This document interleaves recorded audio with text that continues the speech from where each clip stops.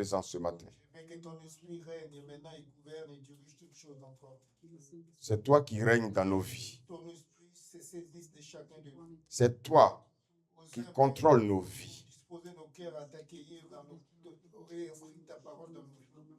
Qui est comparable à toi? Celui que tu as choisi pour transmettre ta parole, Père, que tu le remplisses de ton esprit. Qui est comparable à toi? Celui que tu as voulu qu'il soit le canal, Père, de transmission de ta révélation ce matin. Merci pour ton règne. Ton règne qui vient. Parle à travers lui. Oui, Seigneur, viens. Parle Nous sommes fatigués de ce monde. Viens. Parle pour bénir ton peuple. Nous sommes fatigués de la méchanceté des hommes. Viens. Parle Viens. pour attirer nos cœurs à toi, Viens. uniquement à toi. Viens. Et règne dans nos vies. Libère-nous de ce monde pervers. Libère-nous de ce monde rempli de haine. Sors-nous de ce monde guerrier. Libère-nous, Seigneur. Nous voulons rejoindre la cité céleste que tu as préparée pour nous. Merci, Seigneur. Au nom de Jésus. Amen. Alléluia. Amen. Est-ce qu'on peut déjà prendre nos Bibles? Je voulais qu'on se concentre parce que le Seigneur va nous faire encore du bien ce matin. Amen. Prenons nos Bibles. On va lire le livre de Proverbes. Proverbe 15, verset 29.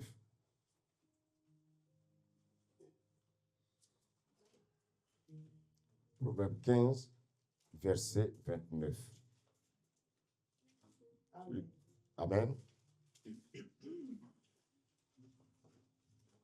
L'Éternel s'éloigne des méchants. L'Éternel s'éloigne des méchants. Écoutez bien. Hein? L'Éternel s'éloigne des méchants. Est-ce que vous savez ce que c'est qu'un méchant? C'est qui Dieu appelle le méchant.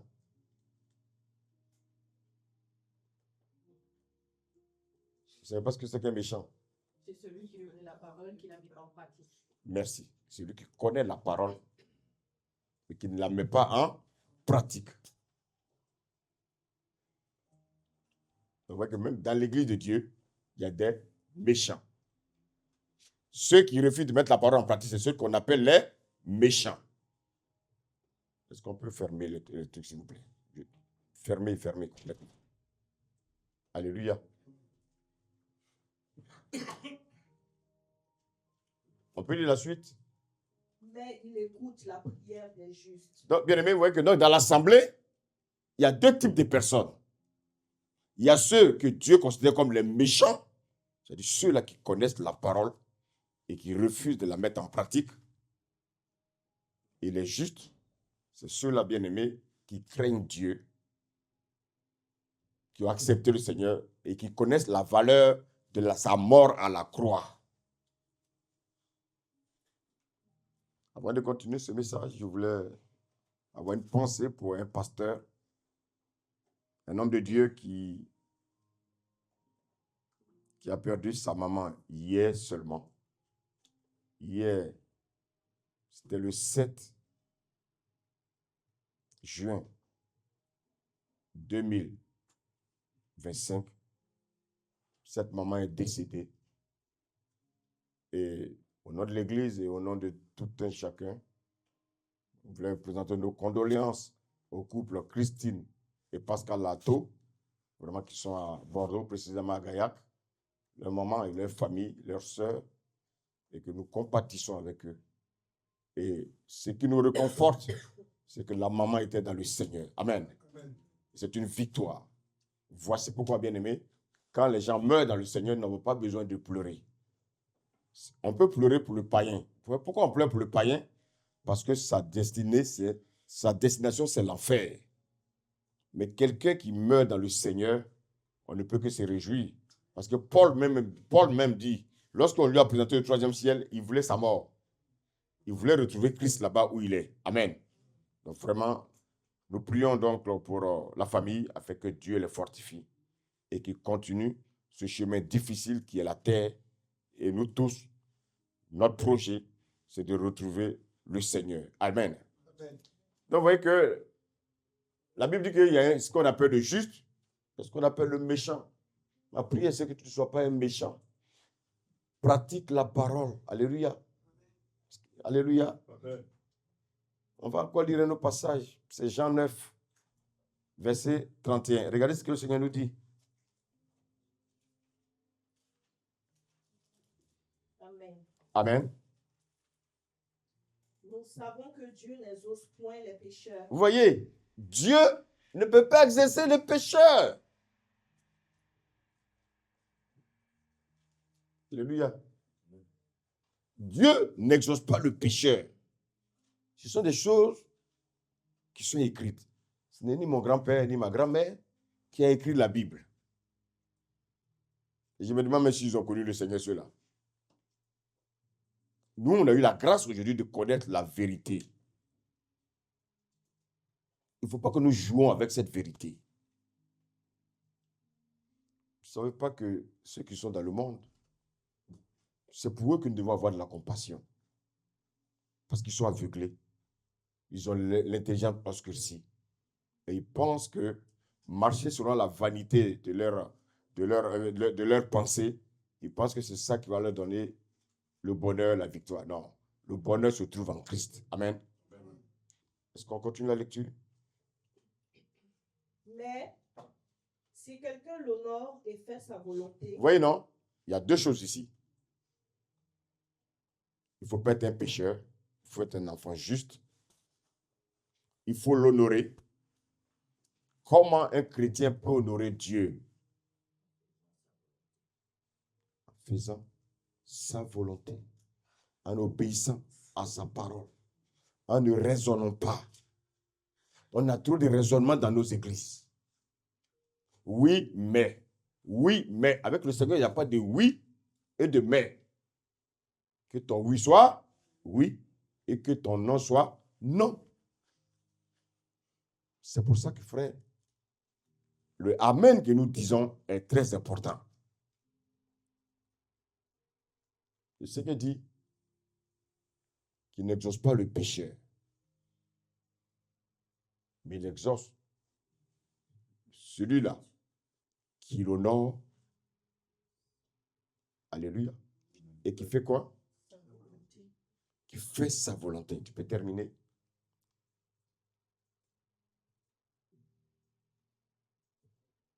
Amen. mais Oui. si quelqu'un l'honore et fait sa volonté, Oui. c'est celui-là qui l'exauce. C'est celui-là qui l'exauce. Vous savez, souvent, on voit des chrétiens qui pleurent. Je prie pour un sujet et je ne vois pas le résultat. Mais regarde, lis ce passage-là. Est-ce que tu es dans la volonté de Dieu? Est-ce que dans ton comportement, est-ce que tu l'honores? Vous savez, nous, on aime tirer des conclusions. Et des conclusions hâtives. Et ces conclusions-là, nous les apportons à notre profit. Mais au fond de nous, nous avons des comportements qui empêchent Dieu de nous exaucer. Alléluia. Amen.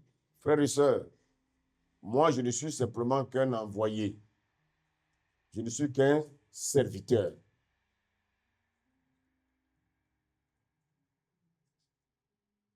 Moi aussi, je suis aussi dans la course. Je n'ai pas droit à l'erreur. C'est pour ça, frères et sœurs, je fais tout pour ne pas tomber dans les pièges de l'ennemi. Je fais tout pour être droit et intègre. Je ne me laisse pas emballer par les choses de ce monde. Vous croyez que ce qui est dans le monde là, on n'a pas les yeux pour voir? Si. Mais nous, on ferme les yeux parce qu'on pense à la cité céleste. Alléluia. Ce matin, nous allons encore aborder un autre aspect de la prière.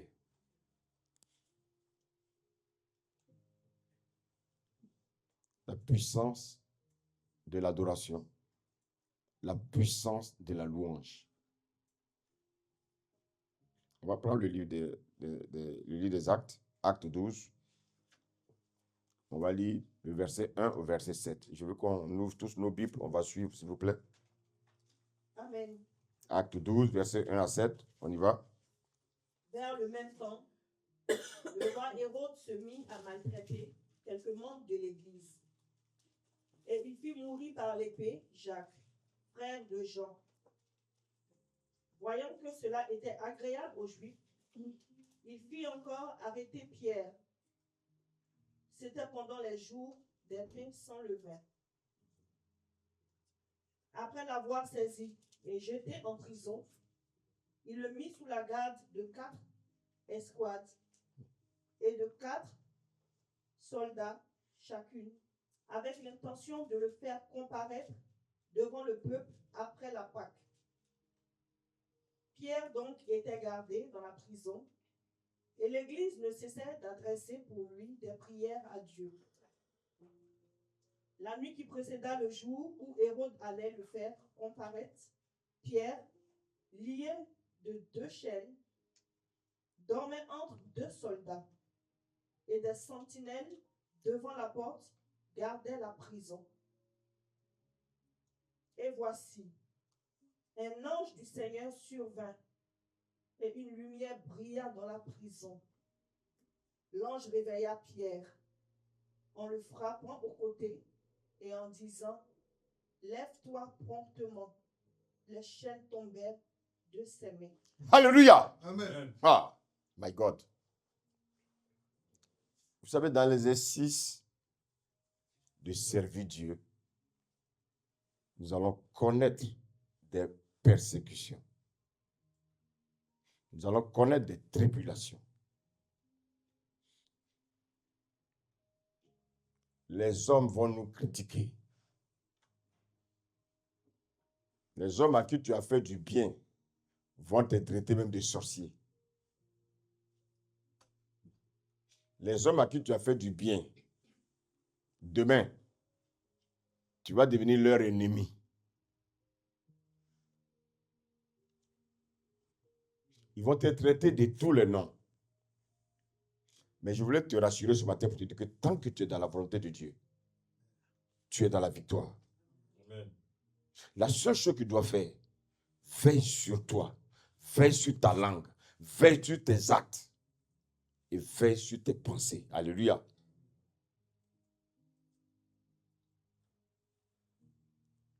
Regardez, il y a un passage qui va également nous intéresser, c'est Deutéronome 32, verset 35. Regardez. On va voir ce que le Seigneur va nous dire.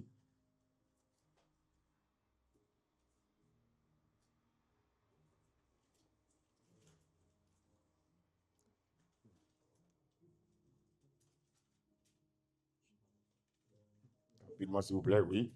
À moi la vengeance Le Seigneur dit, à moi la vengeance. Continue. et la rétribution. Et la rétribution. Quand leur pied chancellera, Quand leur pied chancellera, car le jour de leur malheur est proche. car le jour de leur malheur est proche. Et ce qui les attend ne tardera pas. Ce qui les attend ne tardera pas. Vous savez, Paul, lorsqu'il écrivait ses épîtres, Paul se référait toujours à l'Ancien Testament. C'est pour ça que n'écoutez pas les gens qui viennent dire ça c'est l'Ancien Testament, ça c'est l'Ancien Testament. La seule chose qui a été, je veux dire, qui a été accomplie dans l'Ancien Testament, c'est quoi? C'est les sacrifices qu'on voit dans l'Ancien Testament. Offrir les bœufs, offrir, c'est ça qui a été, c'est ça qui a été exaucé. Jésus est venu les accomplir.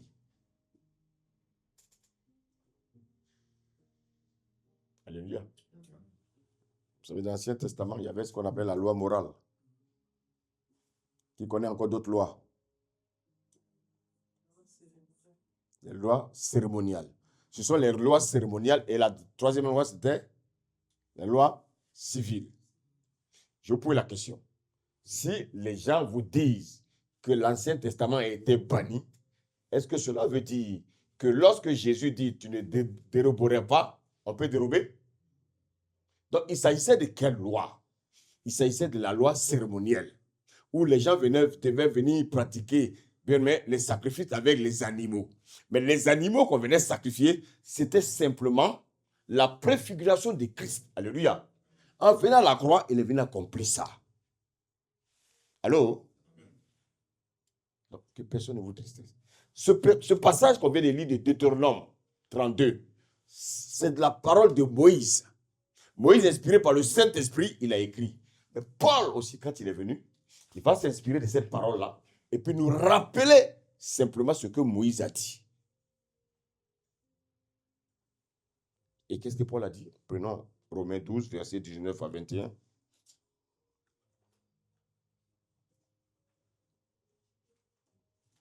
Est-ce que le Seigneur nous fait du bien ce matin?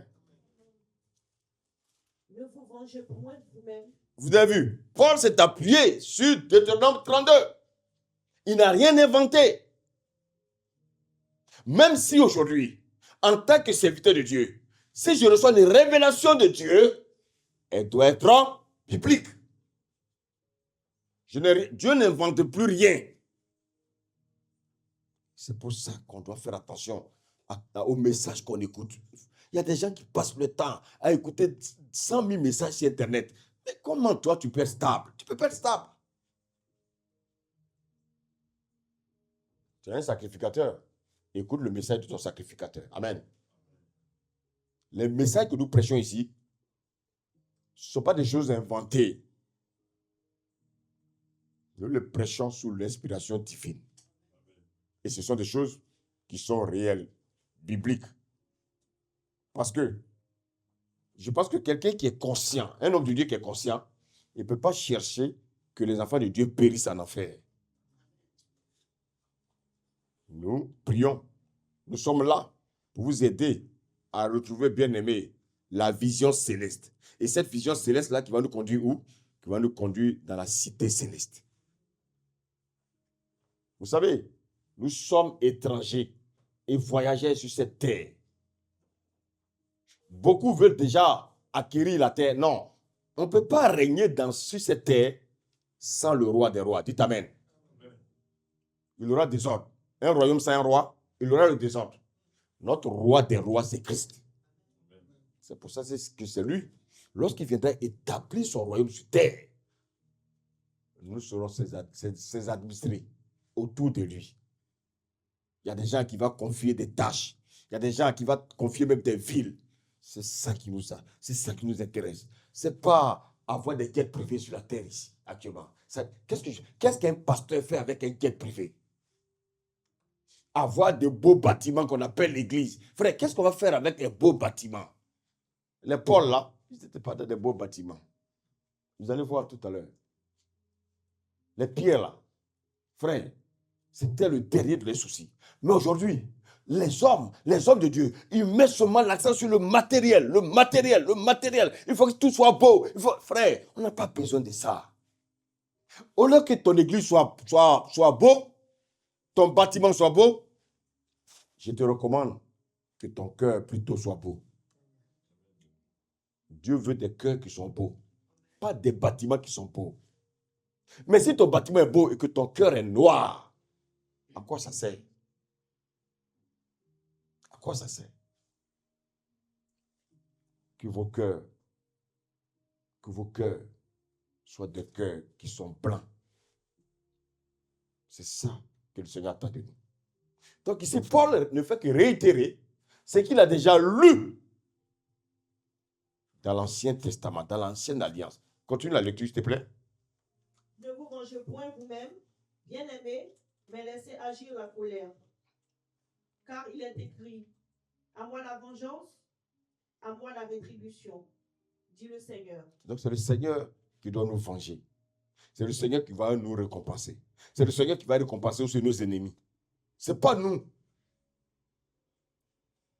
C'est pour ça, frères et sœurs,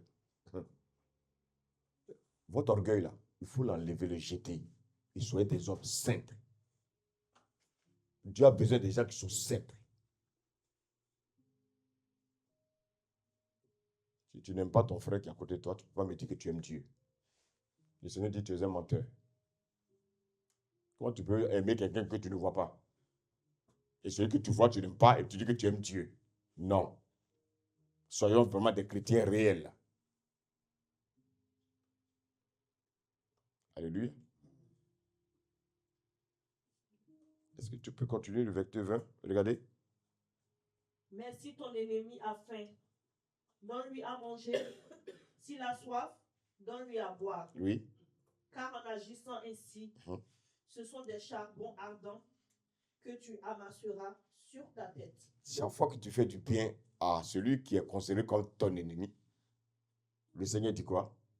Le Seigneur dit, ce sont des charbons ardents que tu mets sur sa tête. Donc c'est Dieu qui est ton vengeur. Mais si tu veux utiliser les armes du diable pour le battre, pour le combattre, c'est toi qui vas mourir. On n'utilise pas les armes du diable pour combattre le diable. Pour combattre le diable, il faut utiliser les armes du Seigneur, c'est-à-dire l'amour. Amen. La joie, l'hospitalité, la douceur. C'est avec ça que tu vas vaincre le diable.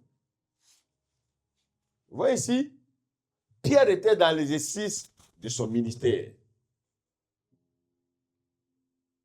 Et qu'est-ce qu'il faisait? Il ne faisait qu'annoncer la bonne nouvelle. Paul ne faisait que prêcher l'évangile, la bonne nouvelle de Jésus. Amen. Mais à cause de ça, qu'est-ce qui va se passer? Ses propres frères juifs vont le livrer à qui? Ils vont le livrer aux Romains.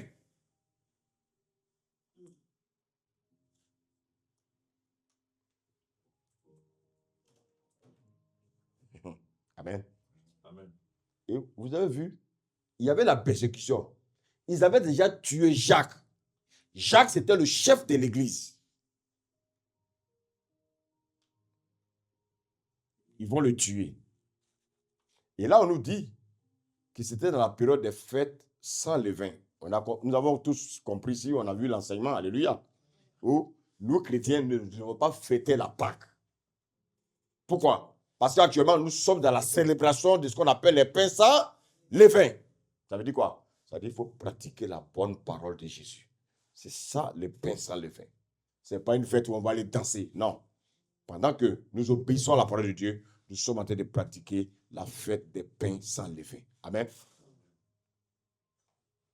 Et voici qu'à cause du message, à cause le fait que Pierre annonce l'évangile, il va se retrouver en prison.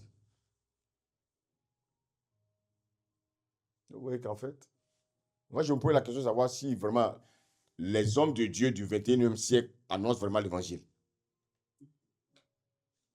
Je ne vois aucun qui est prisonnier à cause de l'évangile. Je n'ai pas encore vu. Ça veut dire quoi?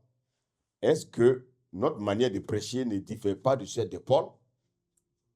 Parce qu'ils étaient très percutants. Nous, on n'a pas de persécution. Ça veut dire que notre évangile, là, il faut qu'on se pose des questions. Est-ce que l'évangile que nous prêchons, c'est vraiment l'évangile qui dérange? Si les Paul se sont retrouvés en prison, les Pierre se sont retrouvés en prison, ça veut dire que le message était gênant pour le monde. Alléluia. La Bible dit que Pierre va se retrouver en prison. Pas parce qu'il a volé. Pas parce qu'il a violé un enfant. Pas parce qu'il a fait du mal. Mais parce que il annonçait la bonne nouvelle.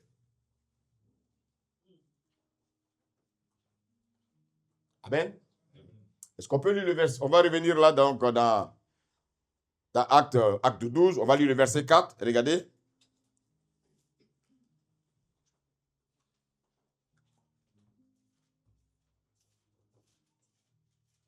Amen.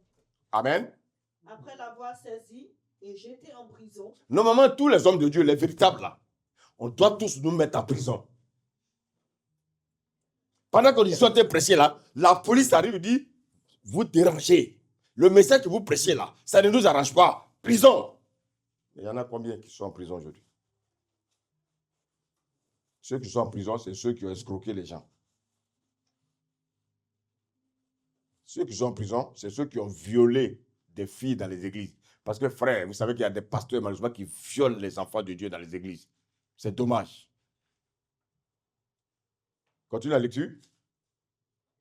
Il le mit sous la garde de 4 escouades, de 4 soldats chacune, avec l'intention de le faire comparaître devant le peuple après la Pâque. Oui. Dites-moi, qu'est-ce qu'il a fait de mal? Vous savez, il y a combien de personnes qui le surveillent? 16. 16 personnes qui surveillent un homme parce qu'il a annoncé l'évangile. Allô? Si aujourd'hui on apprend qu'il y a un frère ici qui est en prison parce qu'il allait évangéliser, si on apprend que le pasteur est en prison parce qu'il allait annoncer la bonne nouvelle, nos mamans, quel doit être le rôle de l'Église? Lis la suite. Pierre donc était gardé dans la prison et l'Église ne cessait d'adresser pour lui des prières à Dieu. Alléluia. Vous savez qu'il y avait une loi. Avant chaque fête de Pâques,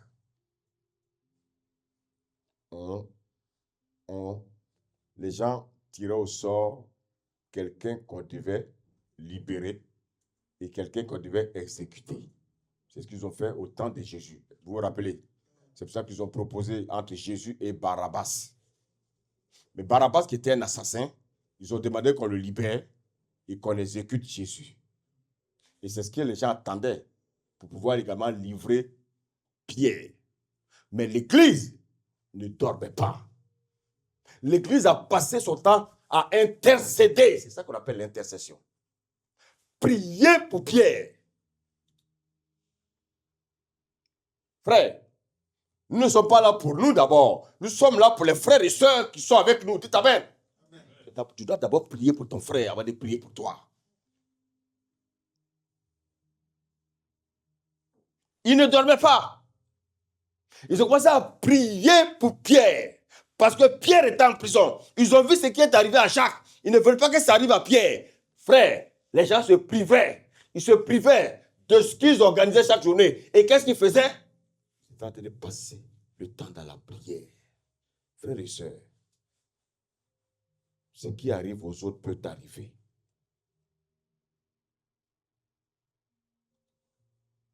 Alléluia. Amen. Dans l'église, souvent, il y a des soi-disant chrétiens qui sont heureux quand un frère est dans le malheur.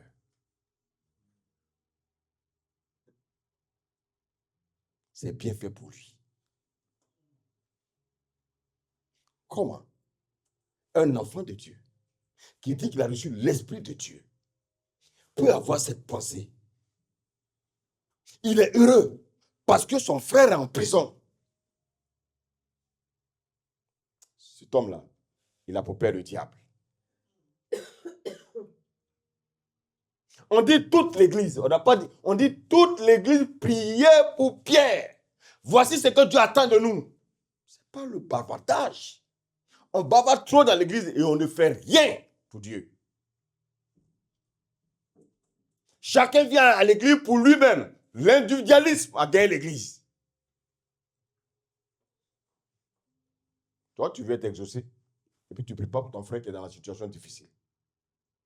Toi, tu manges à midi et tu ne te soucies pas de ton frère qui est dans l'église, qui ne mange pas, qui a faim. Tu portes toujours des beaux costumes, tu ne te soucies pas du frère qui porte le même costume, la même tenue tous les dimanches. Et tu dis que tu es chrétien. Le rôle de l'église, bien aimé, c'est de prendre soin les uns les autres. Dieu nous bénit individuellement pour que nous prenions soin des frères et sœurs bien-aimés qui sont dans des situations difficiles. On ne vient pas aligner nos voitures ici pour dire que ma voiture est plus belle que tant, ou bien j'ai 3 voitures, j'ai 4 voitures. Ça n'intéresse pas Dieu. Nos voitures servent à transporter des frères et sœurs. Si tu n'as pas compris ça, tu ne mérites pas d'être un enfant de Dieu. Alléluia. Amen. Alléluia. Amen. Est-ce que tu peux continuer la lecture? La la nuit qui précéda le jour Oui, où Hérode allait le faire comparaître, oui. Pierre, lié de 2 chaînes, Regardez, il était lié. On dirait quelqu'un qui a tué. Il n'a tué personne. À cause du fait qu'il annonce seulement l'évangile. Regardez comment il est lié. C'est comme ça qu'on doit nous lier. De toute façon, si on me dit que je meurs, où je vais? Où est-ce que je vais? Je vais auprès du Seigneur. Frère, lorsque tu entends qu'un frère est malade, tu entends qu'un frère est au chômage, un frère qui est, par exemple, en deuil, est-ce qu'il faut l'abandonner? Non. Les gens pensent que tout est lié à l'argent. Oui, si je l'appelle, il va me demander l'argent. Non, mais frère, même s'il te demande l'argent, ça fait quoi? Même s'il te demande l'argent, est-ce qu'elle a l'habitude de demander l'argent? Si cette fois-ci il te demande l'argent, c'est parce qu'il ne sait pas à qui demander l'argent. Il sait que tu es un frère chrétien. C'est pour ça qu'il vient à toi.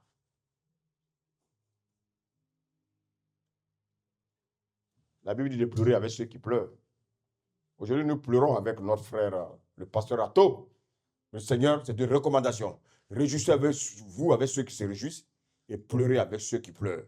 C'est vrai, on dit qu'on est chrétien, on ne doit pas pleurer. Mais c'est vrai, il faut pleurer aussi pour dire au Seigneur que cette personne était aussi chère pour nous. Dites Amen.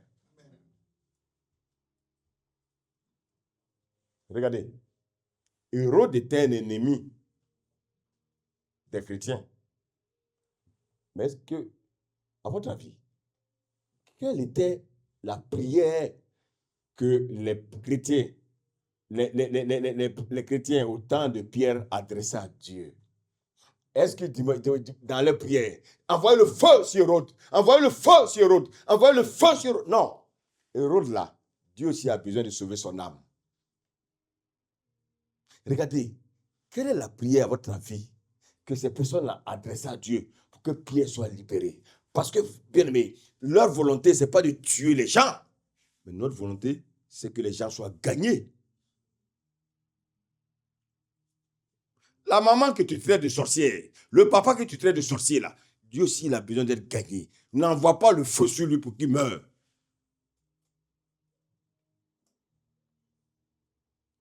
Alléluia. Il faut intercéder, il faut intercéder, il faut intercéder, il faut intercéder. Dis la suite.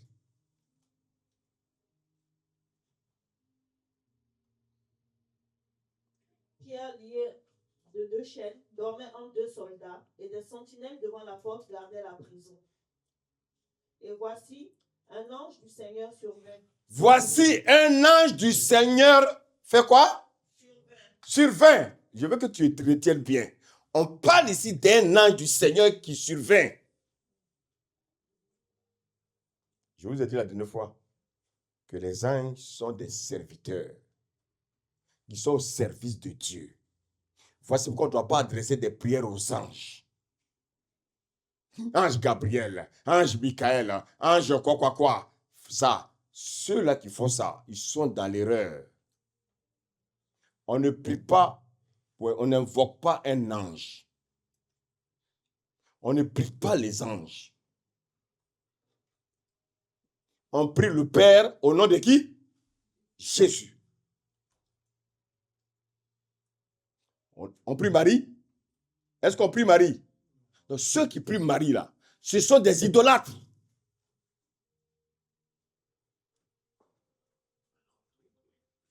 Ce sont des idolâtres.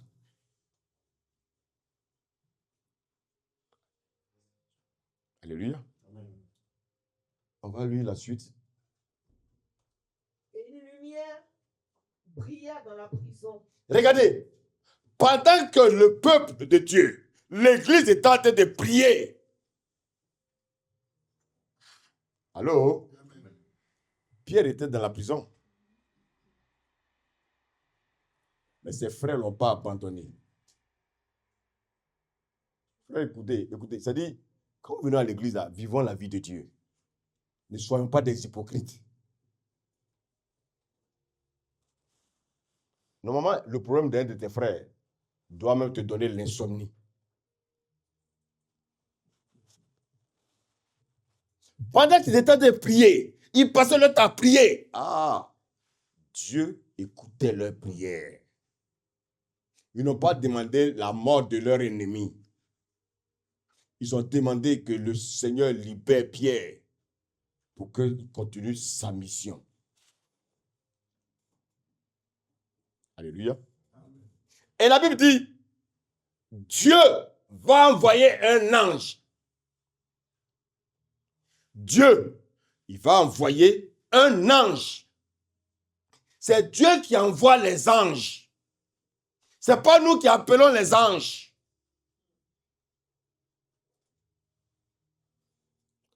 Alléluia. Et regardez, on lit la suite. Regardez. Et une lumière brilla dans la prison. Waouh, oui. L'ange réveilla Pierre. L'ange va réveiller Pierre, oui. En le frappant au côté. Continue. Et en disant. Oui. Lève-toi. Lève-toi. Oui. Les chaînes tombèrent de ses mains. Waouh. Waouh. Est-ce que tu peux lire la suite? Et l'ange lui dit. L'ange lui dit. Mets ta ceinture. Mets ta ceinture. Et tes sandales. C'est quoi la ceinture? La ceinture de la vérité. Et c'est quoi les sandales? Continue à évangéliser. Je vais te libérer parce que ta mission d'évangélisation n'est pas finie. Je viens te libérer, pas pour que tu aies des châteaux. Je viens te libérer, pas pour que tu rentres dans le mariage. Ça ne m'intéresse pas. Je viens te libérer parce que tu dois gagner tes âmes. Est-ce que je me fais comprendre ce matin? Je viens te libérer, pas pour que, bien aimé, tu t'achètes des châteaux. Je viens te libérer parce que tu dois annoncer l'évangile. Alléluia. Il faut que nous sachions la volonté de Dieu, pourquoi Dieu nous a sauvés. Les chrétiens, ils courent derrière les choses que les païens ont facilement. Comment moi je peux gêner parce que je vais avoir du travail? Tu veux du travail? Mais fais un CV. Alléluia. Quand tu as fini de faire le CV, tu rends grâce à Dieu, Seigneur. Voilà, j'ai besoin de manger. Ma famille a besoin de boire. Seigneur, que ta volonté soit faite. Et choisis-moi le travail qui te convient, toi, Seigneur. Pas qui me convient à moi, mais qui te convient, toi, Seigneur. Voici comment un chrétien doit prier. Frère et soeur, écoute-moi. Si tu as un travail où tu travailles tous les jours, où tu dois adorer Dieu, c'est-à-dire que ce que tu fais n'est pas dans la volonté de Dieu. Est-ce que je me fais comprendre? Si Dieu a permis que nous ayons des assemblées, c'est parce que Dieu veut que nous nous réunissons. Toi, tu n'as jamais le temps de venir à l'assemblée. Tu cours derrière l'argent. Tu cours derrière l'argent. Tu cours derrière l'argent. Frère, le dernier moment, c'est l'argent qui va courir derrière toi.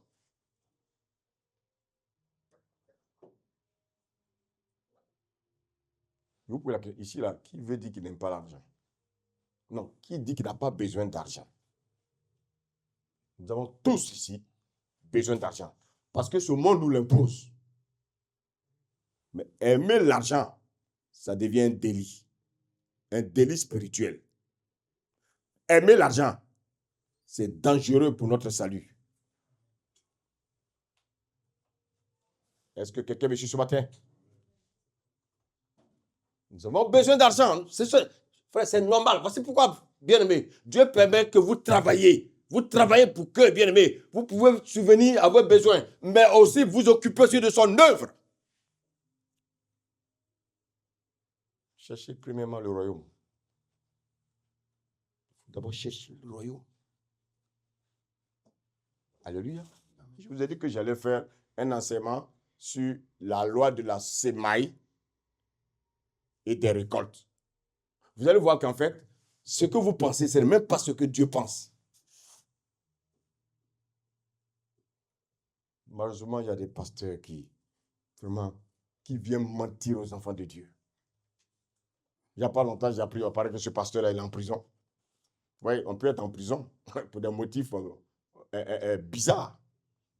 Un pasteur, ouais, comme les hommes aussi aiment des choses comme ça. Ils aiment l'extravagance. Ils aiment les gens qui sont extravagants.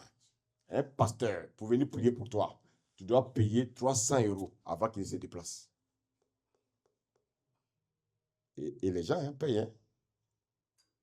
Mais ils viennent à l'église, ils ne peuvent même pas donner 10 € comme offrande.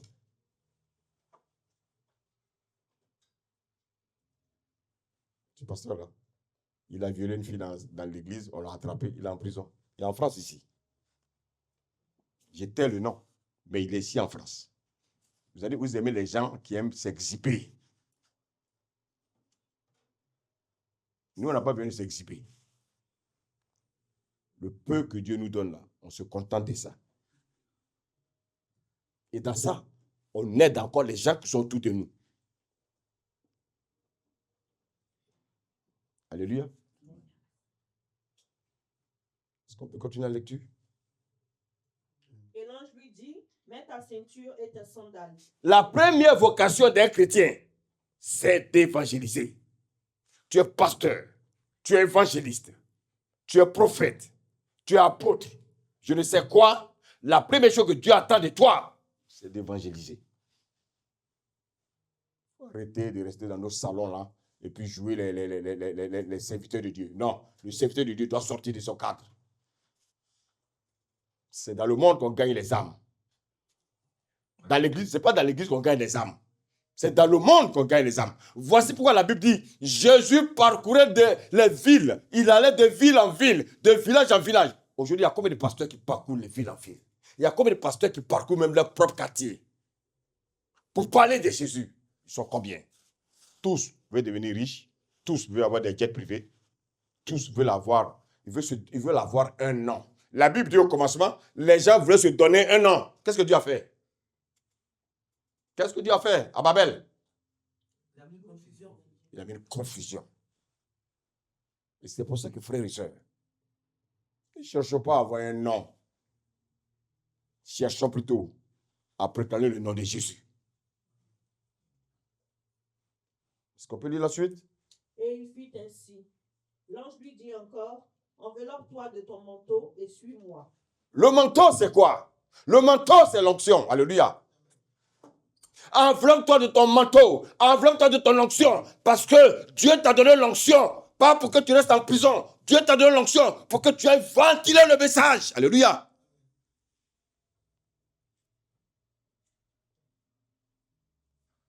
Est-ce qu'on peut continuer? Pierre sortit et le suivit, ne sachant pas que ce qui se faisait par l'ange fut réel, et s'imaginant avoir une vision. Lorsqu'ils eurent passé la première garde, Oui. puis la seconde, Oui. ils arrivèrent à la porte de fer qui mène à la ville, Oui. et qui s'ouvrit d'elle-même devant eux. Alléluia. Ils sortirent Oui. et s'avancèrent dans une rue. Oui. Aussitôt l'ange quitta Pierre. Aussitôt l'ange quitta Pierre. Parce que nous, les hommes, on ne tarde pas à adorer les anges. Donc l'ange va le quitter pour dire, ce n'est pas moi Dieu. Est-ce que je me fais comprendre là? L'ange va quitter pour dire, ce n'est pas moi Dieu. C'est Dieu qu'il faut adorer. L'ange l'a quitté. Mais qu'est-ce que Pierre va constater? Verset 11. Oui. Revenu à lui-même, Pierre dit, je vois maintenant d'une manière certaine que le Seigneur a envoyé son ange et qu'il m'a délivré de la main d'Hérode et de tout ce que le peuple juif attendait. Oui. Après avoir réfléchi, il se dirigea vers la maison de Marie. Vous savez où les gens priaient? Les gens priaient dans la maison d'une femme qu'on appelle Marie.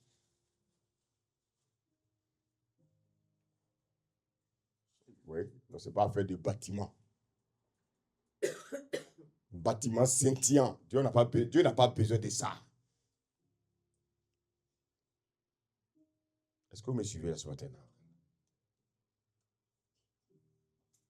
Ils se dirigeaient vers la maison de Marie parce que c'était leur église. C'était là-bas qu'ils se rassemblaient. Oui, continue. De Marie, mère de Jean, surnommé Marc, où beaucoup de personnes étaient réunies et priaient. Continue. Il frappa à la porte du vestibule. Oui. Et une servante nommée Rhodes s'approcha pour écouter. Oui, oui, Elle reconnut la voix de Pierre. oui. Et dans sa joie, au lieu d'ouvrir, elle courut annoncer que Pierre était devant la porte. Oui, on prie pour un sujet. Maintenant, quand Dieu nous exauce, maintenant, on fuit. Alléluia. Seigneur, je veux un mari. Je veux un mari. Maintenant, Dieu t'envoie le mari. Tu dis, non, non, non, Seigneur, c'est pas ce que j'ai. Ah, c'est sûr, c'est moi. Est-ce que c'est moi? Oui, c'est toi. Tu as demandé des choses selon ma volonté. Je te donne. Alléluia. On continue?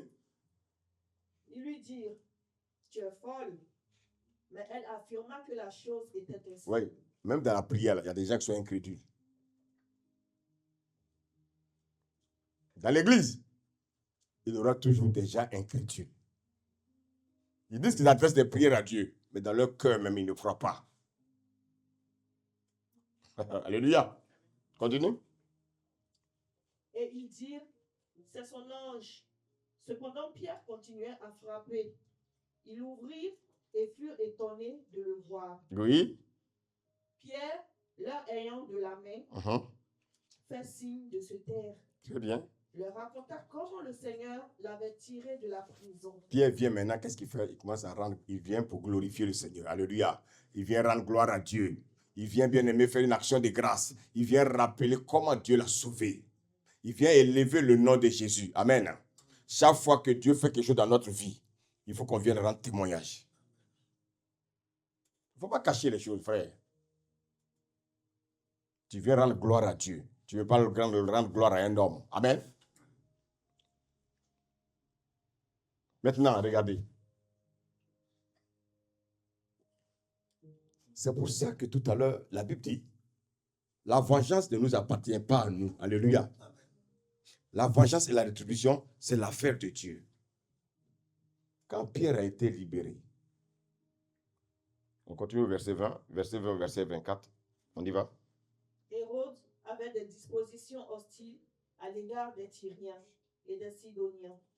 Mais ils vinrent le trouver d'un commun accord et, après avoir gagné Blaste, son chambellan, ils sollicitèrent la paix parce que leur pays tirait sa subsistance de celui du roi. À un jour fixé, Hérode revêtu de ses habits royaux et assis sur son trône les harangoua publiquement. Le peuple s'écria. Suivez bien, hein? Oui. Voix d'un Dieu. Oui. Et non d'un homme. Voix d'un Dieu et non d'un homme. Voilà, il est en train de blasphémer. Le peuple a dit, écoute là, toi tu n'es pas, tu es un faux Dieu. Oui, continue. Au même instant. Au même instant. Un ange du Seigneur le frappa. Un ange du Seigneur le frappa. Parce qu'il n'avait pas donné gloire à Dieu. Frères et sœurs, il faut donner gloire à Dieu.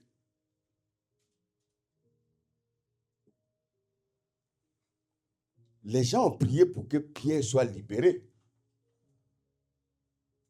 Maintenant, qui s'est vengé?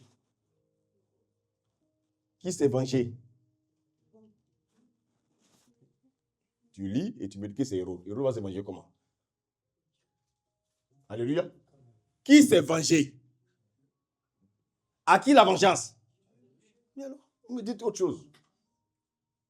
Dieu dit à moi la rétribution, à moi la vengeance. Alléluia. Qui est venu foudroyer Hérode? C'est Pierre. Il a envoyé qui? Alors, vous me dites Hérode. Donc ici, à cause du fait que Hérode ne rendait pas gloire à Dieu, Pierre n'a pas prié contre Hérode. L'église n'a pas prié pour la mort d'Hérode. Mais à cause du fait que l'église a prié selon la volonté de Dieu, Dieu a envoyé son ange pour exterminer Hérode. Laissez Dieu s'occuper de vos ennemis. Dites amen. Laissez Dieu s'occuper de vos ennemis. Ce n'est pas à vous de prier contre vos ennemis. Dieu dit d'aimer nos ennemis. Il dit, bien aimé, il dit de prier pour eux. Il dit de les bénir. Il n'a pas dit d'adresser des paroles méchantes, des paroles meurtrières vers ces personnes. On a un Dieu qui est puissant. Alléluia. C'est Dieu qui nous venge. Et ce n'est pas nous qui nous vengeons de nos ennemis. Est-ce que je me fais comprendre ce matin? Amen. Ça, c'est l'histoire d'une église. Maintenant, dans l'Ancien Testament, je vais faire un peu, bien aimé, le parallèle pour que vous compreniez que Dieu ne change pas. Regardez, Pierre était dans la prison. La Bible dit, l'église priait. Dieu a envoyé un ange. Alléluia. Maintenant, au temps de Daniel, prenons Daniel 10. Daniel 10, lisons à partir du verset 2. En ce temps-là, Oui. moi, Daniel, je fus 3 semaines dans le deuil. Donc Daniel, écoutez, ils étaient tous en esclavage, en déportation à Babylone. Et Daniel, c'est pour ça qu'il faut lire la Bible.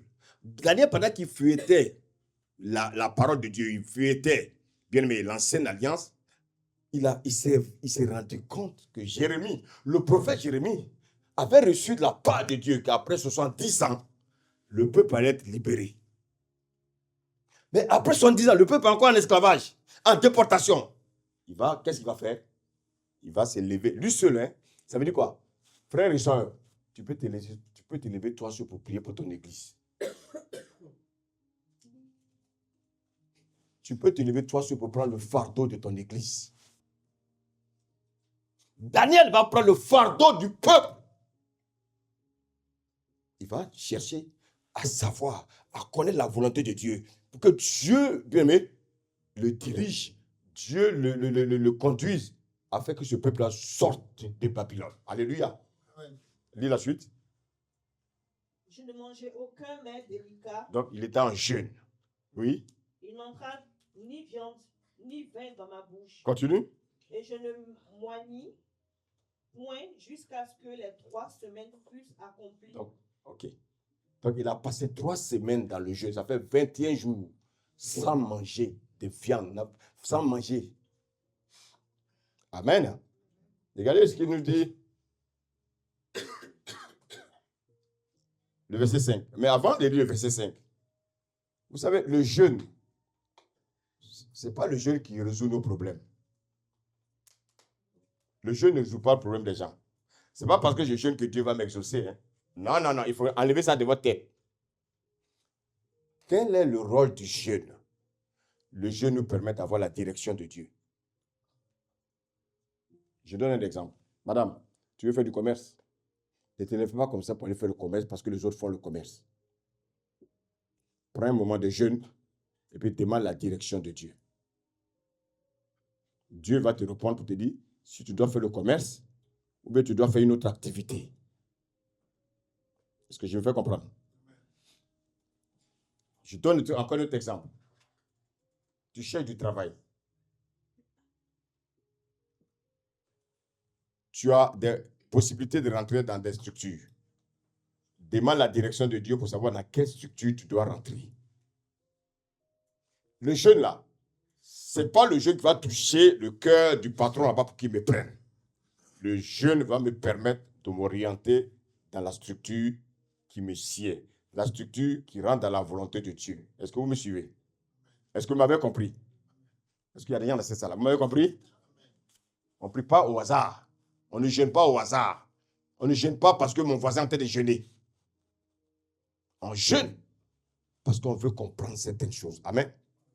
On lit le verset 5. Je levai les yeux, je regardai, et voici, il y avait un homme vêtu de lin, Oui, et ayant sur les reins une ceinture d'or oui, du phase. oui, Son corps était comme de chrysolite. oui. Son visage brillait comme l'éclair. Continue. Ses yeux étaient comme des flammes de feu. Oui, Ses bras et ses pieds ressemblaient à de l'airain continue. poli. Oui, Et le son de sa voix était comme le bruit oui, d'une multitude. continue.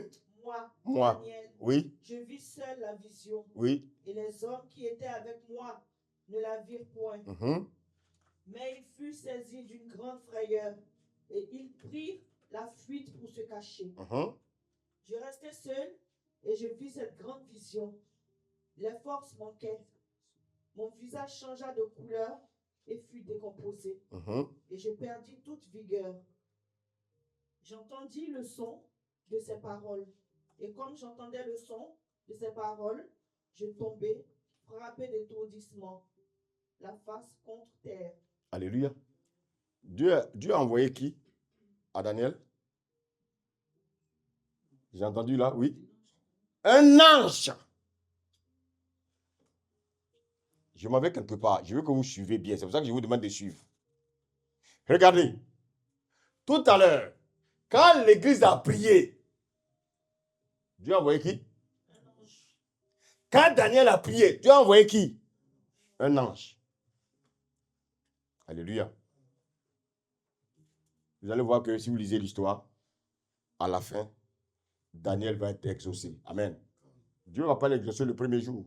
Parce que si vous lisez l'histoire, il y a les démons aussi qui s'opposaient à l'accomplissement bien-aimé de la prière de Daniel. Mais Daniel, Dieu va envoyer un ange pour le rassurer. Alléluia. Frère, écoutez-moi bien. On a vu tout à l'heure, quand l'église a prié, Dieu a envoyé un ange. Vous me suivez? Quand Daniel a prié, Dieu a envoyé un ange.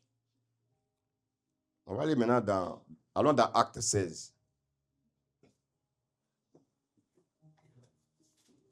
Acte 16 à partir du verset 16. Amen. Amen. Comme nous allions au lieu de prière, Oui, une servante qui avait un esprit de python oui. et qui, en devinant, procurait un grand profit à ses maîtres, vint au devant de nous. Vous savez, dans l'église, le diable peut envoyer ses agents. Moi, j'étais dans une église. J'étais vraiment nouveau chrétien. Et il y avait une femme. On commençait le culte à 8 heures.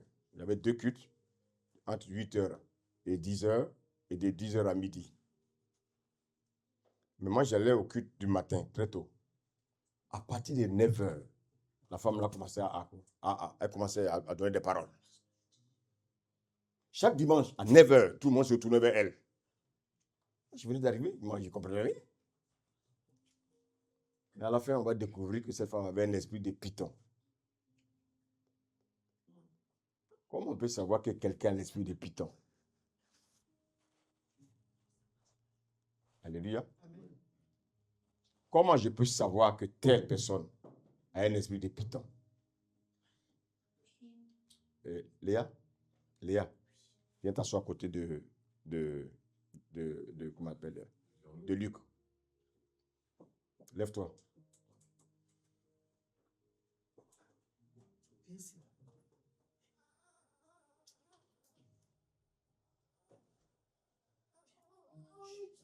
Viens t'asseoir là. On va gagner du temps, s'il te plaît. Alléluia. Donc, frère, il y a des personnes qui peuvent être dans des églises qui ont un esprit de python. Ils sont prêts à faire des prophéties. Ils sont prêts. C'est toujours eux. C'est toujours eux. C'est toujours eux. Et vous allez voir, avant de donner la prophétie, ils vont commencer à prendre la tête, cogner le mur. Non, est-ce que Dieu, que quelqu'un puisse donner un message, Dieu va permettre que tu casses la tête. Ayez le discernement.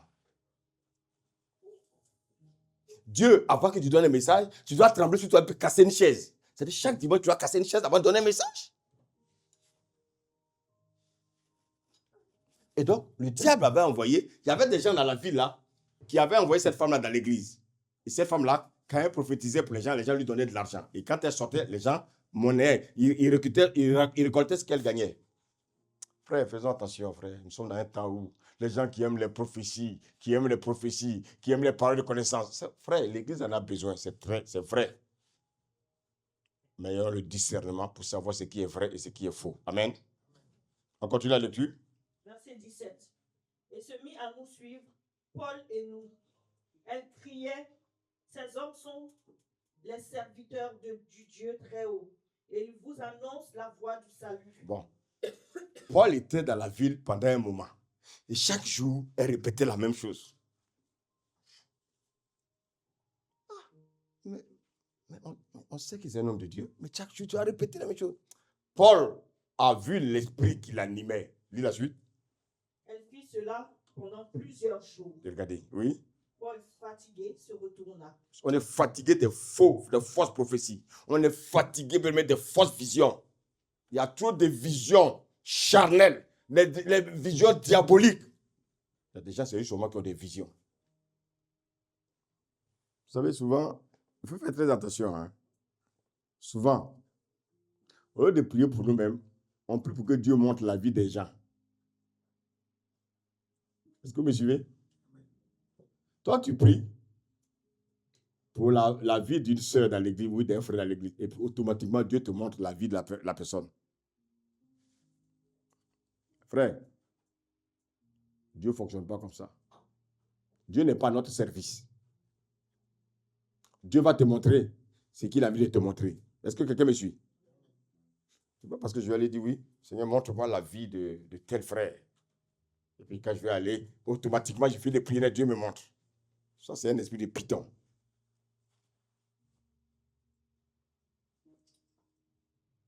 Dieu va se révéler à toi. Quand toi-même, tu vas oublier. Parce que, comme tu veux voir quelque chose de mal dans la vie du frère, l'ennemi va t'envoyer quelque chose de mal et tu vas quitter l'église.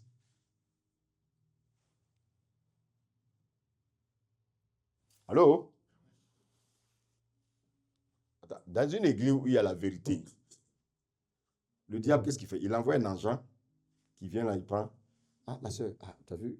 Quelque chose m'a montré, Dieu m'a montré quelque chose sur la porte là. Hein. J'ai vu dans le son, j'ai vu telle chose. Quand elle va finir avec la première sœur, elle va passer sur la deuxième sœur. Ah, j'ai vu quelque chose sur la porte là. On dirait que sa vie là, voilà ce que j'ai vu. Quand elle va finir, elle va passer là-bas. Et puis après, elle va terminer le travail maintenant par téléphone. Un jour, quand tu apprends, tu ne vois plus les gens venir à l'église. Mais qu'est-ce qui se passe? Pourquoi les gens ne viennent plus à l'église? Mais elle est là,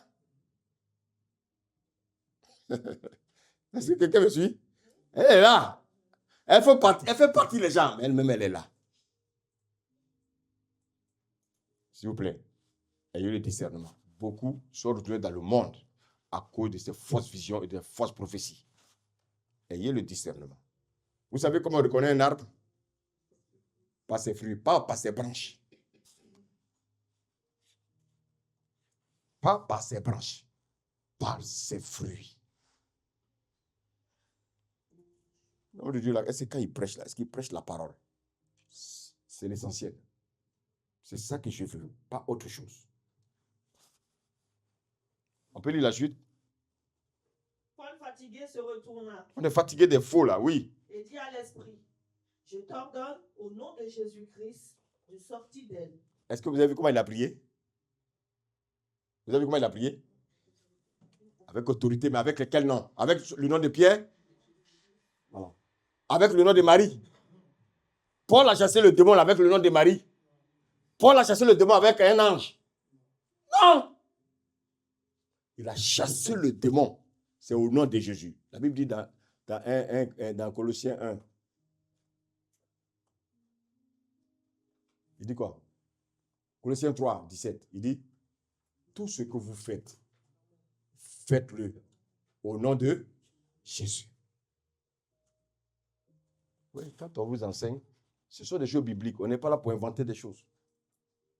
Je ne peux pas prier au nom de Marie. Je ne peux pas prier au nom d'un ange. Je ne peux pas prier au nom d'un féticheur de mon village. Ou bien d'un franc-maçon quelque part. Je prie, mais au nom de Jésus. Mais quand j'adresse la prière à qui? J'adresse la prière à qui? J'adresse la prière à qui? Bien aimé, on a fait l'enseignement ici, non? Mais alors, on adresse la prière au Père, pas à Dieu. On se fatigue ici pour rien. On vous a dit, on prie au nom du Père. On prie le Père au nom de qui? C'est ce qu'on vous a dit. C'est pas difficile ça.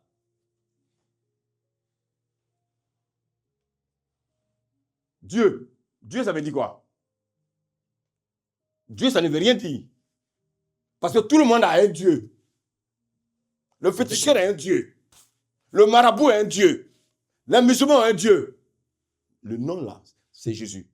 Père, voici au nom de Jésus. Parce que Jésus, c'est le Père. Est-ce que tu peux continuer la lecture? Au nom de Jésus-Christ, Oui. il sortit d'elle, et il sortit à l'heure même.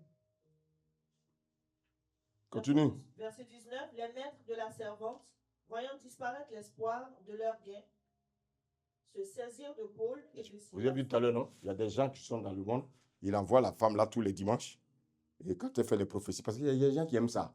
Ils aiment les 10 heures de bonne aventure. Il faut qu'on dise des choses bien sur moi. Ah, combien? Donc, quand tu finis de faire ces paroles-là, on lui donne de l'argent. Et ces personnes-là, ces employés l'attendent dehors, puis ils partagent l'argent. C'était comme ça chaque dimanche. Et ce jour-là, vous allez voir ce qui va se passer.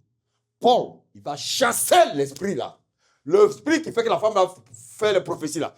Écoutez, la prophétie peut être vraie, hein, mais quel est l'esprit qui est derrière? Donc, quand ce n'est pas l'esprit de Dieu, ça veut dire que ce n'est pas toujours la vérité. Amen. Continue.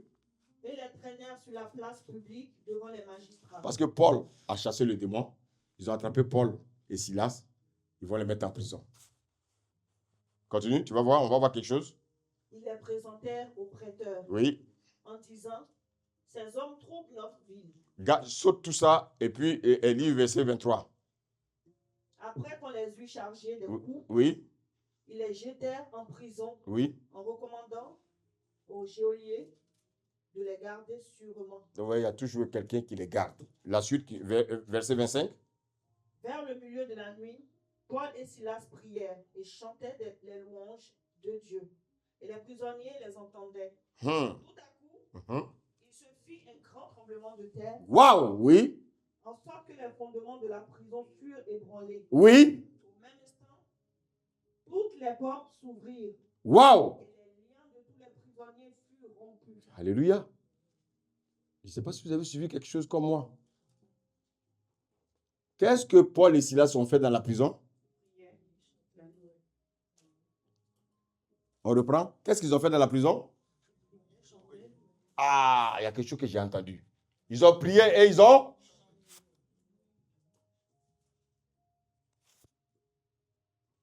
Frère, je suis en train de sortir une révélation. C'est pour ça que ce matin, quand je suis rentré, j'ai commencé à entendre les chants.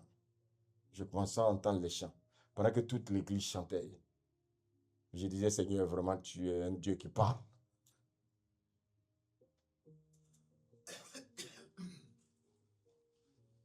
Alléluia. Amen.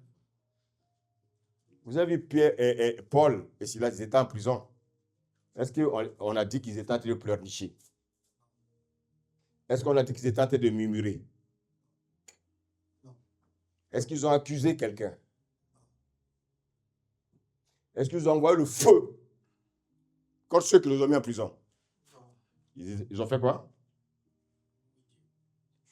Ils priaient et chantaient. Est-ce qu'ils chantaient des louanges des damsaux? Non, écoutez-moi, je vous réponds. Répondez-moi. Ils priaient, ils chantaient les chansons des damsaux? Est-ce qu'ils priaient, ils chantaient les chansons de Youssou N'Dour? Est-ce qu'ils priaient et chantaient les chansons d'Alpha Blondy? Alléluia. Est-ce qu'ils chantaient les chansons de Beyoncé?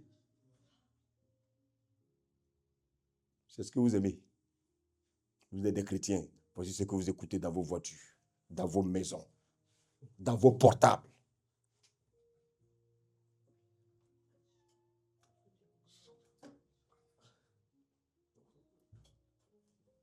Dans vos portables, là, voici ce que vous écoutez. Vous dites que vous êtes des enfants de Dieu. Quand ils priaient, ils chantaient les chansons de Gibbs.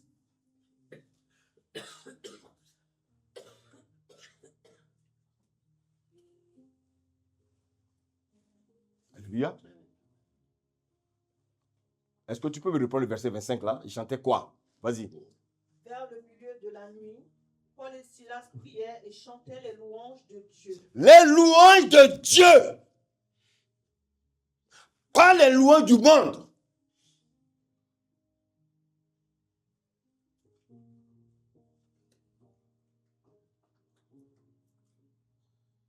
Vous avez entendu quand ils chantaient les louanges de Kofi Olomide?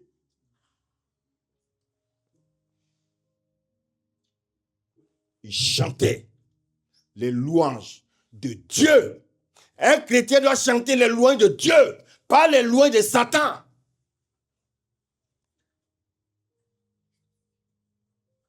Dieu t'a parlé, hein? Continue à écouter les louanges de Satan. Alléluia. La Bible dit, ils ont chanté, ils ont prié, mais ils ont chanté les louanges de Dieu. Quelle est la différence entre l'attitude de Paul et Silas et l'attitude de Pierre tout à l'heure quand les deux groupes étaient dans la prison?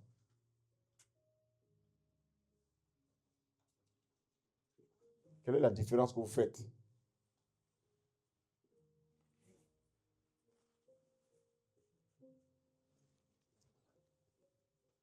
Suivez-moi bien.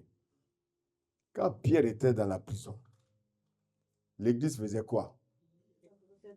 Ils adressaient des prières à Dieu. Amen. Maintenant ici, on nous dit, Paul et Silas sont en prison. Qu'est-ce qu'ils ont fait?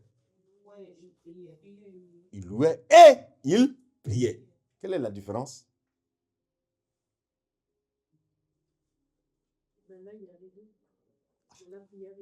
Très bien.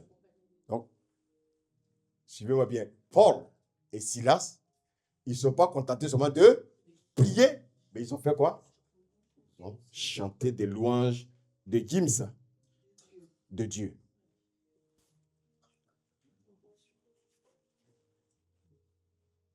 Il y a les louanges de Dieu, puis il y a les louanges des hommes du monde là. Le rap, ce n'est pas des chants de Dieu.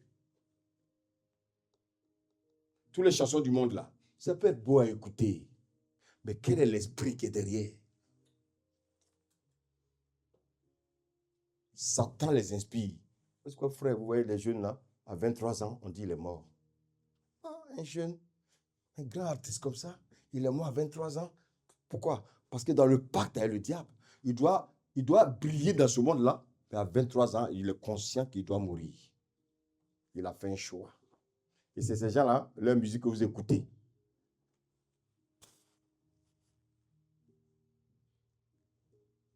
La Bible est précise. Ils priaient, mais ils chantaient des louanges de Dieu, pas une autre louange. Alléluia. Amen. Vous savez, maintenant, regardez la révélation. Quand je passe mon temps seulement à prier, qui descend? Un ange. Maintenant, quand je prie et je loue Dieu, qui descend?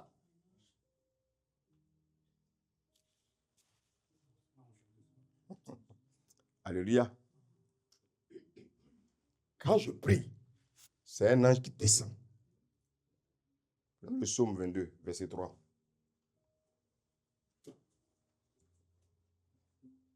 Vous allez voir la révélation ici. Je pense que vous allez changer votre manière de prier. Amen. Écoutez bien ce que le psaume 22, 3 nous dit. Regardez, oui. Pourtant, tu es le Saint, tu sièges au milieu des louanges d'Israël. Alléluia. Donc, maman, quand je prie, c'est un ange qui descend. Quand je prie et je chante les louanges de Dieu, qui descend? Relis le psaume 22, verset 3. Pourtant, tu es le Saint, tu sièges au milieu des louanges d'Israël. C'est qui? Qui siège au milieu de la louange? Donc quand je prie, je chante, qui descend? Père descend. Regardez, quand je prie et je chante, Dieu n'envoie pas un ange. Dieu lui-même vient. Alléluia. Alléluia. Amen. Quand je chante, il est là. Parce qu'il siège au milieu des louanges et de l'adoration. Quand je passe mon temps sur ma prière, il envoie un ange.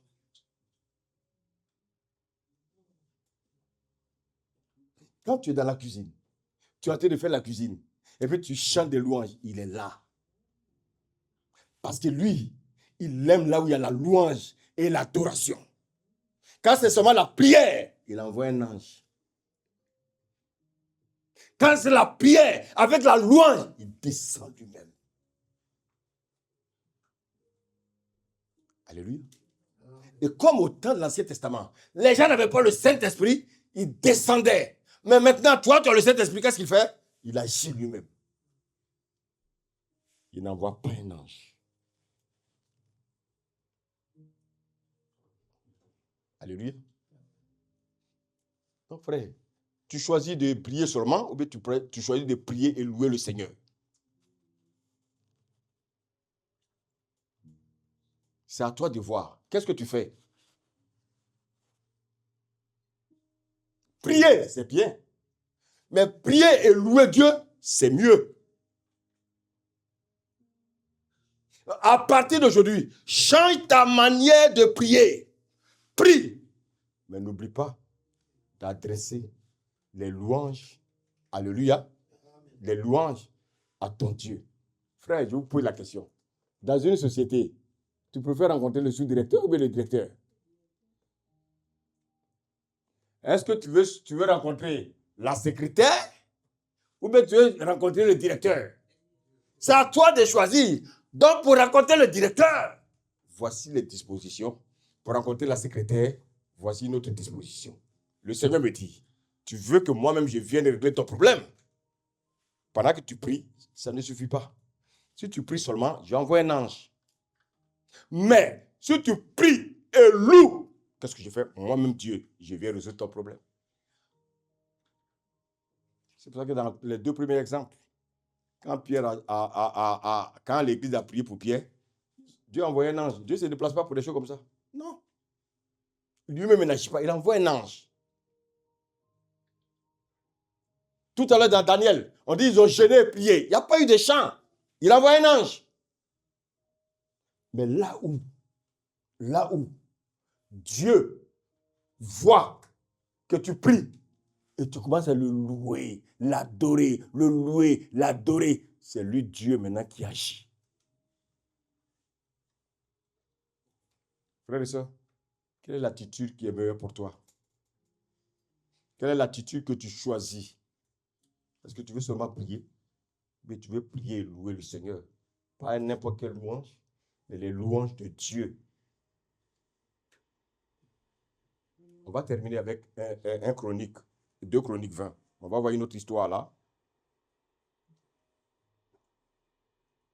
À partir du premier verset, on y va? Amen.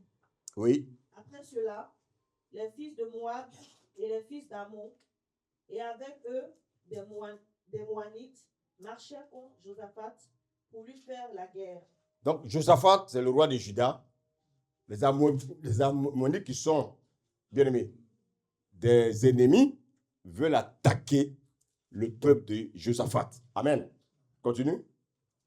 On vint en informer Josaphat Oui. en disant, une multitude nombreuse s'avance contre toi depuis l'autre côté de la mer, depuis la Syrie, et ils sont à Hatsasson Tamar, qui est en Guédi. Dans sa frayeur, Josaphat se disposa à chercher l'Éternel, et il publia un jeûne. Oui. Ils sont venus informer qu'il y a des gens qui veulent t'attaquer. Les ennemis veulent t'attaquer. Regardez qu'est-ce qu'il a fait. Il a pris une disposition. Et qu'est-ce qu'il va faire? Continue.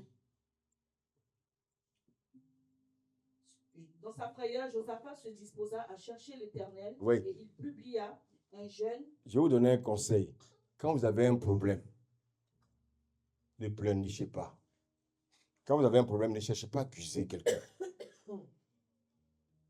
Quand vous avez un problème, ne cherchez pas à accuser. Ou bien ne prenez pas des décisions hâtives. Ce n'est pas parce que ton mari a posé un acte qui ne te plaît pas que tu vas te précipiter pour aller divorcer. Chrétien, ce n'est pas une bonne attitude d'un chrétien.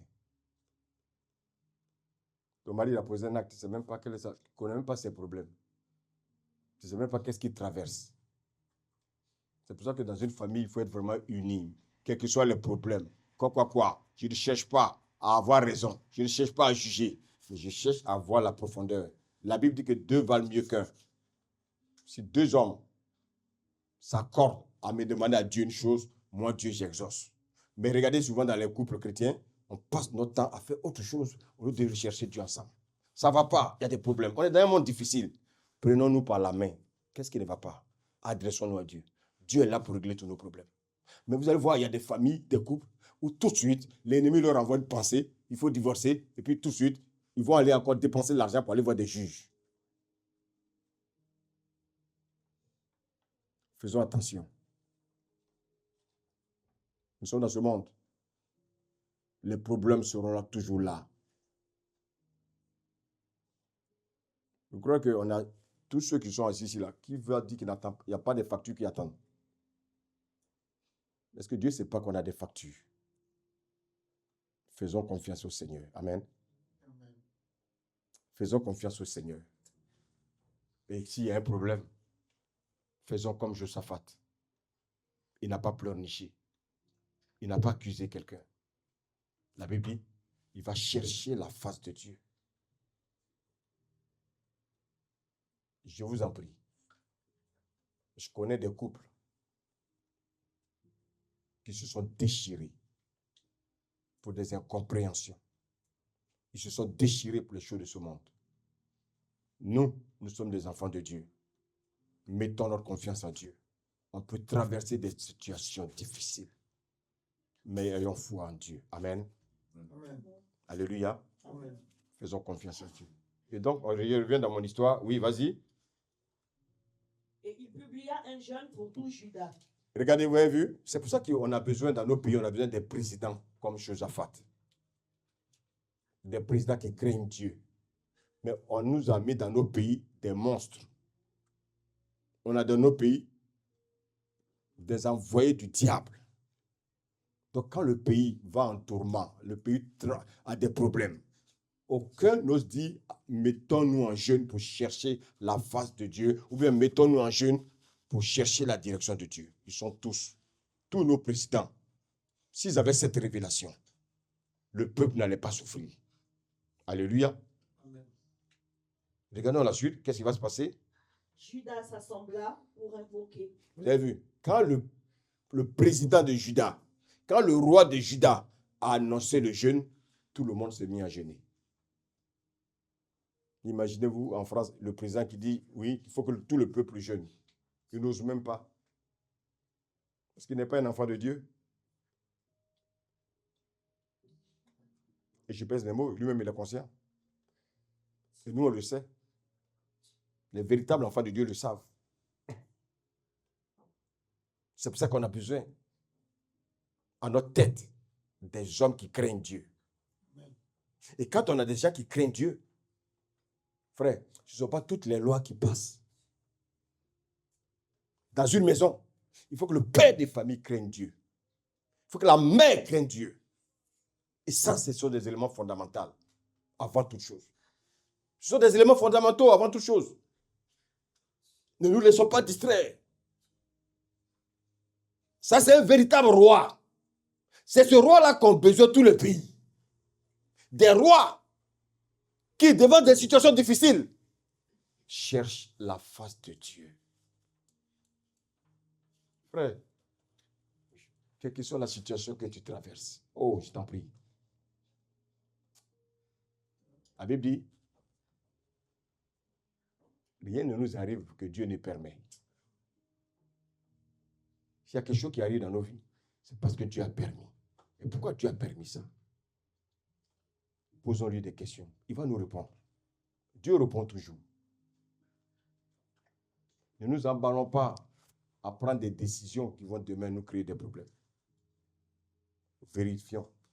Demeurons les enfants de Dieu. Amen. Amen. On continue.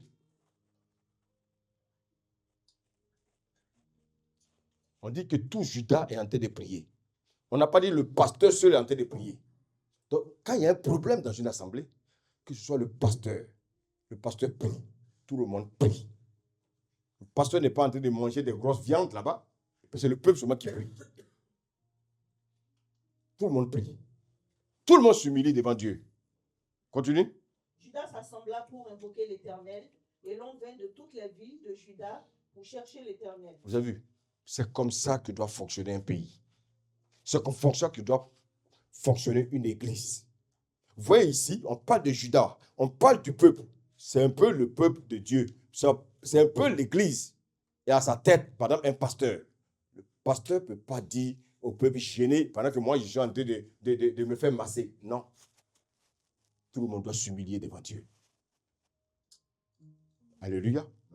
Parce que le problème peut venir du pasteur. Le problème peut venir du président de la République.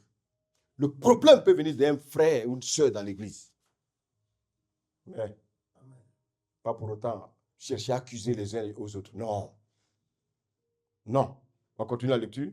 Josaphat se présenta au milieu de l'assemblée de Juda et de Jérusalem, dans la maison de l'Éternel, devant le nouveau parvis. Et il dit, Éternel, Dieu de nos pères, Oui. n'es-tu pas Dieu dans les cieux? Oui. Et n'est-ce pas toi qui domines sur tous les royaumes des nations? Oui. N'est-ce pas toi qui as en main la force et la puissance, et à qui nul ne peut résister? N'est-ce pas toi, Oui. notre Dieu? Vous voyez que la force n'appartient pas à Satan. La force appartient à notre Dieu. Satan, il ne fait qu'exécuter quand Dieu l'envoie. Satan ne peut pas te faire du mal sans l'accord de Dieu. Ça, je veux que tu le saches. Satan ne peut pas venir te créer des problèmes si Dieu ne donne son accord. On continue. N'est-ce pas toi, ô notre Dieu, qui as chassé les habitants de ce pays? Alléluia. Qu'est-ce qu'il est en train de faire? N'est-ce pas toi qui as chassé? Là, on voit une action. Qu'est-ce qu'il est en train de faire? Lis encore, on va voir. De ce pays devant ton peuple d'Israël, Oui. et qu'il a donné pour toujours Oui. à la postérité d'Abraham, Oui. qui t'aimait, Oui. et ils l'ont habité, et ils t'y ont bâti un sanctuaire pour ton nom, en disant, Qu'est-ce qu'il est en train de rappeler à Dieu? C'est bien fait.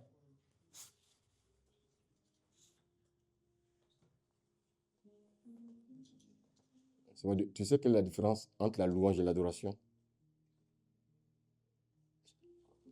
Est-ce que quelqu'un ici sait quelle est la différence entre la louange et l'adoration? On adore Dieu pour ce qu'il est. Donc, quand je dis, quand j'adore Dieu pour ce qu'il est, donne-moi un exemple. Il est le Tout-Puissant, Tu es le Dieu Tout-Puissant, le Dieu créateur. tu es le Dieu Créateur. Ça, je suis en train de l'adorer. Maintenant, c'est quoi? Maintenant, louer.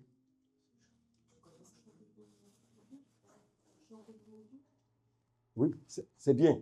Mais, tu vois, quand j'adore Dieu, je lui rappelle ce qu'il est. Maintenant, quand je loue Dieu, je lui rappelle quoi? C'est bien fait, c'est-à-dire ce qu'il a fait. Est-ce que vous me suivez? L'adoration au Seigneur. Tu es le Dieu Tout-Puissant. Ô Seigneur, tu es le Dieu merveilleux. Ô Seigneur, tu es le Dieu, tu es le Dieu suffisant. Tu es omnipotent. Tu es. Ouais, non, vous allez voir, quand je loue Dieu, je mets toujours le verbe être. Tu es. Je suis en train d'adorer Dieu. Maintenant, quand je suis en train de louer Dieu, quel est le verbe que j'utilise? Faire. C'est toi qui as fait les cieux et la terre. Seigneur, c'est toi qui as guéri la maladie de mon fils. C'est toi qui as guéri comment on appelle ça? La maladie de tel. C'est toi qui as permis que j'ai des enfants. C'est le verbe faire. Alléluia. Maintenant, quand j'adore Dieu, je suis en train de rappeler ce qu'il est. Quand je loue Dieu, je lui rappelle ce qu'il a fait. Alléluia. Et quand je rappelle à Dieu ce qu'il a fait, c'est ça la louange. Quand je dis à Dieu ce qu'il est, c'est ça l'adoration. Donc ma prière, une prière complète, c'est pas seulement blablabla, bla, bla, bla, bla, mais une prière complète, il y a l'adoration, il y a la louange. Et donc ici, qu'est-ce qu'il a en train de faire? Il a été de rappeler à Dieu ce qu'il a déjà fait. Allô, est-ce que vous me suivez? Regardons, continue la lecture. Oui, Au verset 9. oui. S'il nous survient quelque calamité, l'épée, le jugement, la peste ou la famine, Mhm.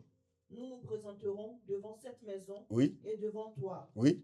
Car ton nom, Car ton nom, vous avez vu, c'est au nom de Jésus qu'on a les résultats. Il dit, car ton nom, vous avez vu, car ton nom, fait quoi? On y va? devant toi. Oui, ton nom est devant toi. Et continue. Car ton nom est dans cette maison. Ta mère, ton nom, Jésus est dans l'église. Amen.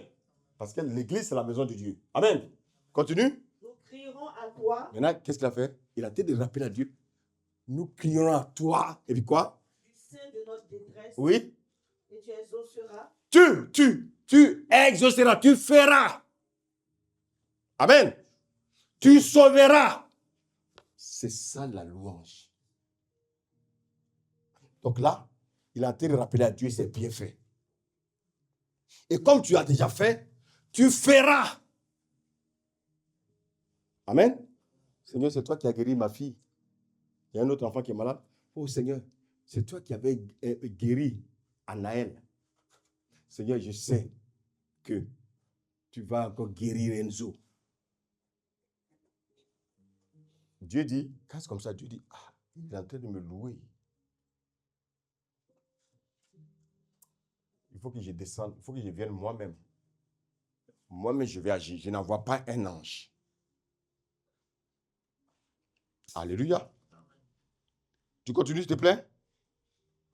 Au verset 10. Oui. Maintenant, voici les fils d'Ammon et de Moab et ceux de la montagne de Syr, chez lesquels tu n'as pas permis à Israël d'entrer Oui. quand il venait au pays d'Égypte. Il continue à le louer. Il continue à rappeler à Dieu ses bienfaits. Oui. Car il s'est détourné d'eux et ne les a pas détruits. Continue. Les voici qui nous récompensent en venant nous chasser de ton héritage. Soit te rappeler à Dieu que les ennemis veulent les chasser. Amen. Après avoir loué Dieu, lui rappeler ses bienfaits, maintenant il pose le sujet. C'est ce qu'on a dit le premier jour quand on faisait la prière. Après l'adoration, alléluia, la deuxième chose, je pose maintenant le problème. Seigneur, mes ennemis veulent ma mort. Seigneur, les ennemis veulent atteindre à ma maison. Mais avant de dire que les ennemis veulent atteindre ma maison, je lui rappelle déjà ce qu'il a déjà fait. Donc Dieu se met, il s'est dit, je vois que mon enfant reconnaît mes bienfaits. Alléluia. Et puis qu'est-ce qui va se passer? Continue. Les voici qui nous récompensent en venant nous chasser de ton héritage, dont tu nous as mis en possession. Oui. Ô notre Dieu, n'exerceras-tu pas tes jugements sur eux? Ah, vous avez vu? Seigneur, de la même manière que tu as exercé, est-ce que tu n'as pas exercé ton jugement sur eux? Il n'a pas demandé à Dieu de les tuer. Dieu est un juge. Alléluia. Il a dit, il a en train de rappeler seulement à Dieu, c'est toi qui as dit, à toi la rétribution, à toi la vengeance. C'est toi qui dois juger. Continue. Car nous sommes sans force, cette multitude nombreuse Oui. s'avance contre nous. Oui. Et nous ne savons que faire. Lis le verset 14, s'il te plaît. Alors l'Esprit de l'Éternel saisit au milieu de l'assemblée Jacaziel. C'est qui Jacaziel là? Il est dans l'assemblée. Mais qui a été d'adresser les prières à Dieu? C'est Josaphat. Alléluia. Mais Josaphat est en train d'adresser les prières à Dieu. Et puis Dieu saisit qui? Vous voyez que c'est pour ça que quand je prêche, il faut que je sois disposé pour que vous puissiez entendre les révélations de Dieu. Amen. Regardez Dieu. Il n'a pas saisi Josaphat. Il n'a pas choisi le roi. Il a saisi quelqu'un qui était dans l'assemblée. Quelqu'un qu'on ne connaît même pas. Quelqu'un qui n'est même pas important dans l'assemblée. Dieu l'a saisi. C'est à lui que Dieu va lui donner le message. Est-ce que vous me comprenez? Continue. Au milieu de l'assemblée Jacaziel, fils de Zacharie, fils de Benaja, fils de Jaël, fils de Matania, lévite, d'entre les fils d'Azar. Saute tout ça là, lis le verset 16. Demain, Avant ça même, lis le verset 15. et Jacaziel dit, soyez attentifs, tout Juda et habitants Vous avez de vu, Jérusalem. quand Dieu a saisi Jacaziel, le message que Dieu a donné à Jacaziel, là, c'est ça qu'il a été délivré. Et qu'est-ce que Dieu a dit à Jacaziel pour dire au peuple? Vas-y. Soyez attentifs Oui, pour Juda Oui. et habitants de Jérusalem Oui. et toi, oui, roi Josaphat, oui. ainsi vous parle l'Éternel. Dieu parle, oui. Ne craignez point, Il dit, il a été les rassurer, ne craignez point, ne oui. vous effrayez point Ne soyez pas effrayés, devant cette multitude nombreuse, oui, car ce ne sera pas vous qui Oui. combattrez, oui. ce sera Dieu. Ce sera Dieu. C'est Dieu qui est venu libérer Silas et Paul de la prison. Il n'a pas envoyé un ange là. Là, il vient lui-même. Parce que le peuple a commencé dans la prière, ils l'ont loué, ils l'ont adoré, ils l'ont loué. Alléluia. Lis la suite. Demain, Descendez contre eux. maintenant, Dieu, qu'est-ce qu'il est en train de faire? Il est en train de montrer maintenant les stratégies. Dieu peut te montrer des stratégies. Comment vaincre tes ennemis? Dieu peut te montrer des stratégies. Lorsque tu veux réaliser quelque chose, il va te dire comment tu dois faire. Amen. Oui. Ils vont monter par la colline de Sti et vous les trouverez à l'extrémité de la vallée, Oui. en face du désert de Jéruel. Il va te l'expliquer. Vous allez voir que si vous voyez la suite, il va leur expliquer comment ils vont vaincre l'ennemi. Alléluia. Amen. Alléluia. Lis le verset 20 et 22. Le lendemain, il se mit en marche de grand matin pour le désert de Tekoa. À leur départ, Josaphat se présenta et dit, écoutez-moi, Juda et habitants de Jérusalem, confiez-vous en l'Éternel, votre Dieu, et vous serez affermis. Confiez-vous en ses prophètes et vous réussirez. Confiez-vous au prophète de Dieu. Lis le verset 22. Au moment où l'on commençait les chants, Vous avez suivi. Au moment où l'on priait, lis la suite, s'il te plaît, vas-y, suis-moi. on commençait les chants et Les chants. Chrétiens, il faut aimer chanter pour le Seigneur. Les louanges et l'adoration. Oui, continue. l'Éternel plaça une embuscade. Aïe, aïe. Pendant que tu es dans la maison, tu te sens oppressé. Tu commences à chanter des louanges. Tu commences à chanter des adorations. Tu commences à louer le Seigneur. Tes ennemis, les démons qui sont là, ils vont faire quoi?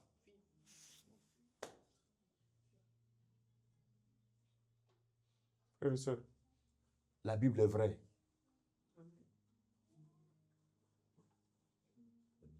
La Bible est vraie. Quand tu te sens oppressé, mais c'est quoi? Qu'est-ce que j'ai? Commence à chanter. Dieu lui-même est là pour te libérer. Dis Amen. Amen. Termine la phrase là, s'il te plaît. L'Éternel plaça une embuscade contre les fils d'Ammon et de Moab, Oui. et ceux de la montagne de Séir, qui étaient venus contre Juda. Et ils furent battus. Et il fut battu. Frères et sœurs, qu'est-ce que je voulais te faire comprendre ce matin? Lorsque tu es oppressé, quelle que soit la situation que tu traverses, la prière c'est bien. Mais Dieu va envoyer un ange. Prie et loue le Seigneur. Quand Dieu lui-même vient, il règle tout ton problème. Je préfère rencontrer Dieu que de rencontrer un de ses serviteurs. Je veux Dieu lui-même. Tu veux Dieu lui-même? Prie et chante des louanges. Adore Dieu chaque jour. Adore-le. Dieu siège dans la louange et dans l'adoration. Dieu ne siège pas dans la prière, mais il siège dans la louange et dans l'adoration. Quand tu es en train de prier, c'est un ange qui vient intervenir. Mais quand tu loues et pries, c'est Dieu lui-même qui agit. Que le Seigneur vous bénisse. Amen.